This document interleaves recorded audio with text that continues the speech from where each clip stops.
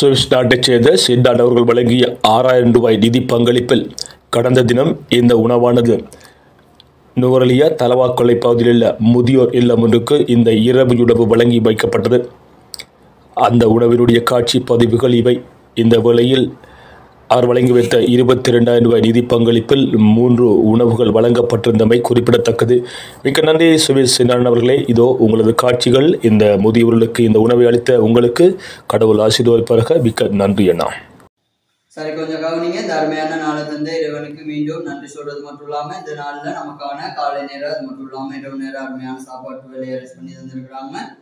வன்னிமைந்தன் TikTok தளத்தில் பயணிக்கும் உறவான Switzerland நாட்டில் சின்னான் அண்ணாவின் அந்த ஐயாட நிதியின் பங்களிப்பில் தான் நமக்கான இந்த நாளுக்கான இந்த அருமையான உணவுகளை ஏற்படுத்தி தந்திருக்கிறாங்க. அதற்காக தோட்ட முகாமைத்துவ சார்பாகவும் முதியோர்ல முகாமைத்துவ சார்பாகவும் அந்த குடும்பத்துக்கு நன்றி சொல்றோம். அது மட்டும் இல்லாம இந்த நாளில் நமக்கான இந்த உணவுகளை ஏற்படுத்தி தந்த அந்த ஐயாவுக்கும் தொடர்ந்து அந்த குடும்பத்தில் இருக்கிற எல்லாருக்குமே ஒரு நீண்ட ஆயுளோடு கூடிய நல்ல நிறைவான ஆசீர்வாதத்தை வேண்டி கடவுளோடு பிரார்த்தனை.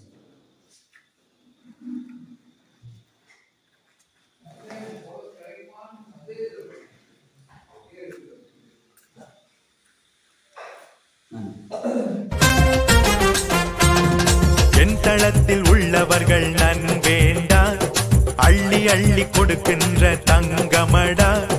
வன்னி மைந்தன் டிக்டாக்கு வாழ்வு கொடுக்குதே, வாரி வாரி மக்களுக்கு நாளும் உதவுதே.